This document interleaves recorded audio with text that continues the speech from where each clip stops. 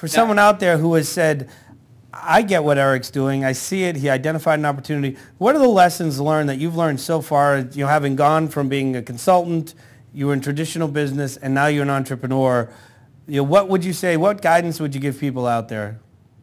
So if it's guidance to other entrepreneurs or starting companies, there's one big lesson that I've learned, and the lesson is really you have to learn to focus.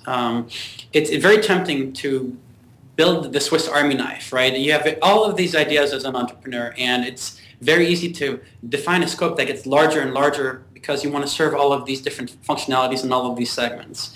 What's much more difficult to do is really to narrow it down and to boil it down to something that's really you can execute on, but you can execute on in a way that's excellent and better than anybody else.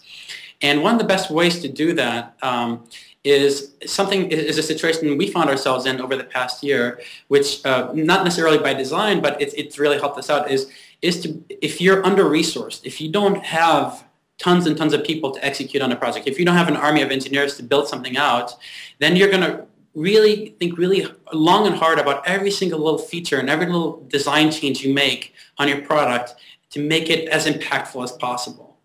And so being slightly under-resourced is really a strong driver of focus, and it's something that I would actually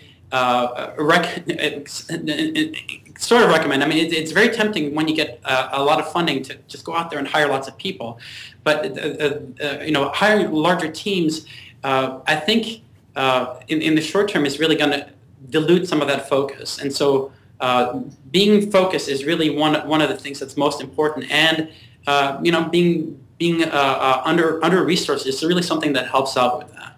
So that's, I think, one of the bigger lessons that I've learned. And really, in the first iteration of a product, rip out, as an entrepreneur, again, as I mentioned, you have this notion that you want to build something big with all these different features, is come up with what you've designed and then rip out 80% of it down and whittle it down to really the core of what really you're trying to achieve, right? And execute that really well.